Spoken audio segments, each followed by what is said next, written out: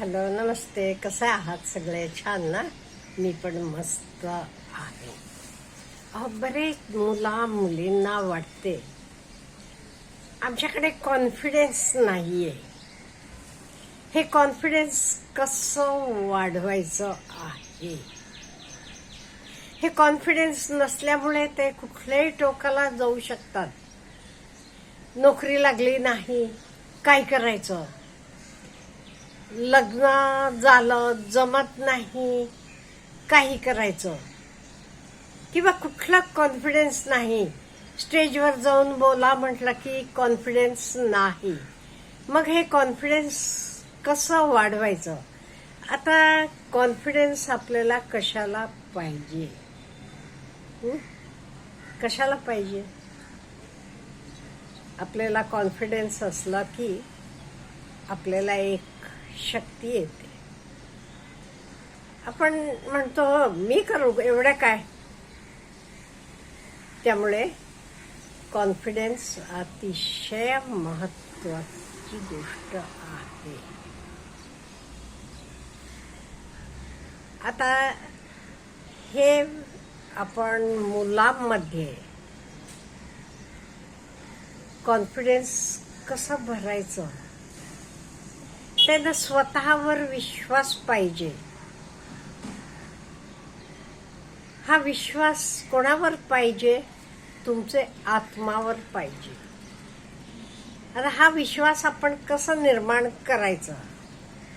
प्रत्येकानं, ज्याला कॉन्फिडन्स नाही, आत्मविश्वास नाही, ते प्रत्येकानं स्वतःचा आत्मविश्वास वाढवायला पाहिजे.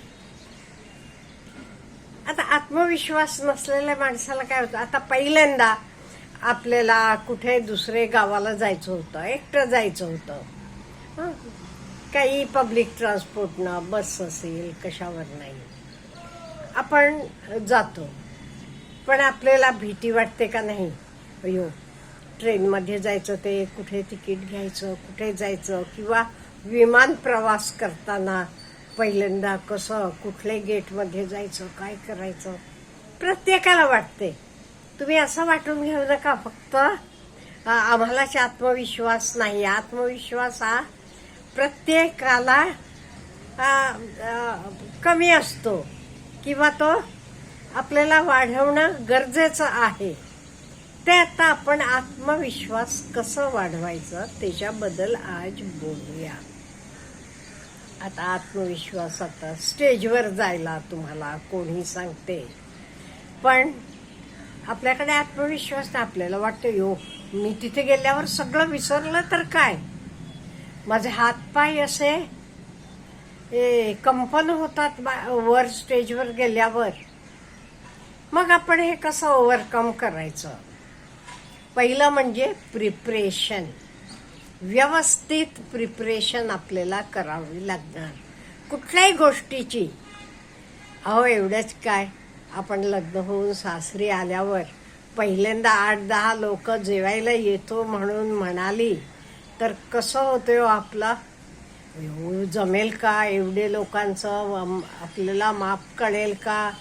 मग आपण लगेच रुचिरा, तेव्हा म्हणजे फोन नसायचे म्हणून रुचिरा काढून बघणार. मग 10 लोकांसाठी किती लागते, भात किती लागणार, चपात्याला पीठ किती लागणार, हे सगळं आपण बघून पहिल्यांदा. मग आपल्याला सवय झाल्यावर मग काही वाटत नाही. आपल्याला काही बघावं लागत नाही, कोणाला विचारावं लागत नाही, काही नाही. कशामुळे? हे प्रॅक्टिस. म्हणजे practice makes a man perfect. म्हणजे तुम्ही प्रिपरेशन, प्रॅक्टिस करत जाता तशी तुमची भीती कमी कमी होत जाते आणि तुमचा आत्मविश्वास वाढत जातो. लक्षात घ्या, आपण प्रिपरेशन करतो, प्रॅक्टिस करतो तशी आपली भीती कमी कमी होत जाते आणि आपला आत्मविश्वास वाढत जातो. भीती खाली जाते, आत्मविश्वास वर वर येतो. आणि आपण मग कधी कोणी बोलायला सांगितलं तरी आपल्याला काही प्रिपरेशन करावं लागत नाही, काही नाही. आपण जाऊन बोलायला लागतो. त्यामुळे किती भीती वाटू देत तुम्हाला, करत जावा. डर के आगे जीत है म्हणतात ना, ह्याला म्हणायचं, प्रयत्न करायचं आणि प्रॅक्टिस करायची. डर के आगे जीत है. आता आपण हे कॉन्फिडन्स आणि वाढवायला काय करायचं, व्यवस्थितपणे ड्रेसअप करायचं. कुठलं तरी मळकं फाटकं असलं घालायचं नाही. व्यवस्थित स्वच्छ कपडे बिपडे घालायचे, केस विंचरायचे, व्यवस्थित राहायचं.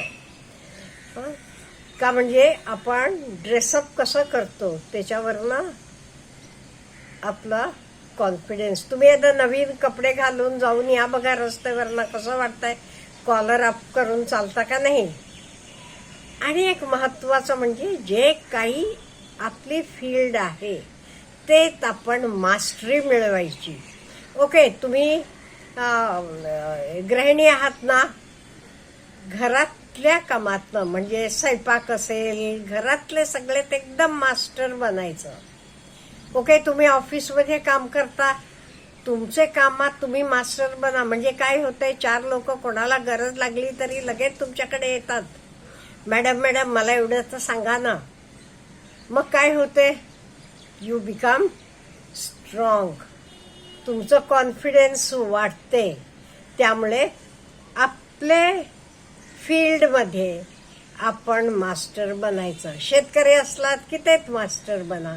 हे मास्टरी आपल्याला कशी मिळवता येते, त्यातलं ज्ञान पाहिजे, करून प्रॅक्टिस पाहिजे.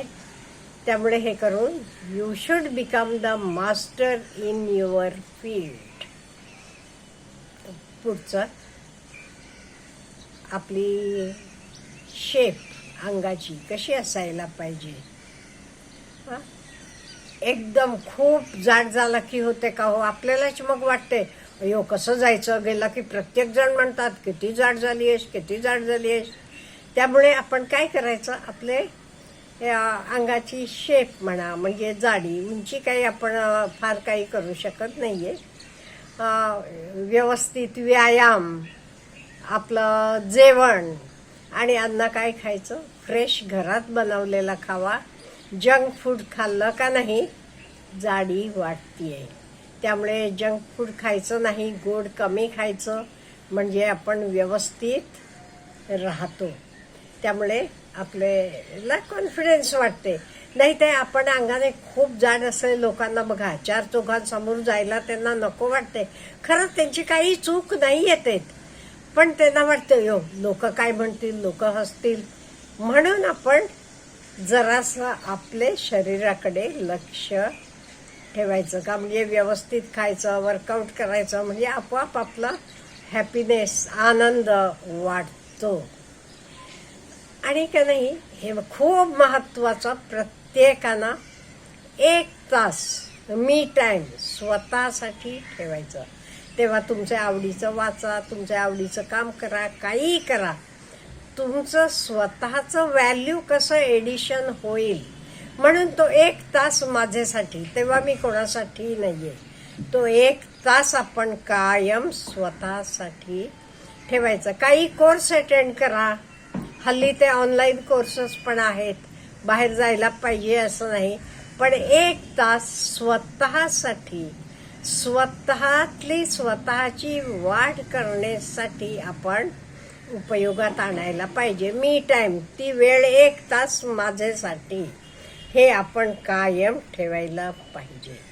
आणि आपला मित्रपरिवार आपण कसलं ठेवतो हे पण खूप महत्वाचं आहे.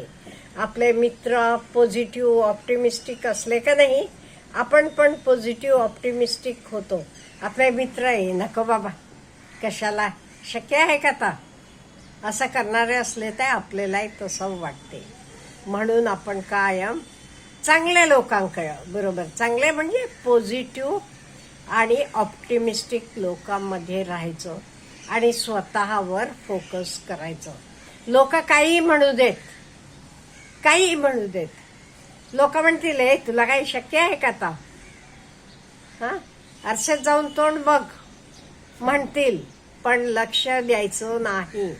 कोणी काही म्हणू देत.